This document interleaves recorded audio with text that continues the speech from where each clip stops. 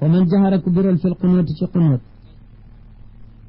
fala sujooda alayhi sujood waru ko walakinahu waaye moom yukrahu danañu ko sib waaye waa penku yi ñoom dañu koy biral ca kaw ñoom si buj yukrahu des na sib amduhoo tayug biral gi wa man saada suurata ku yokk saar fi rakaatayni al axiratayni ci ñaari rakka yi mujj ci julli bu ne nga teg ci saar ba am ca boo teg saar fala sujooda alayhi sujood waru ca wuute naag yow mu yokk fatiha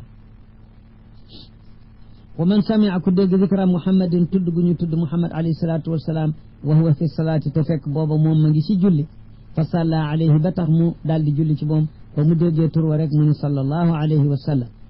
ne fala shay alayhi dara waru ko ci loolu alayhi sawaun kaana saahiyan doon ko juum aw amidan wala sax moo ko tey aw qaa'iman wala fekk na ko taxaw nekk ci njàng aw jaalisan wala fekk na ko toog ne ci taaya du wàññi dara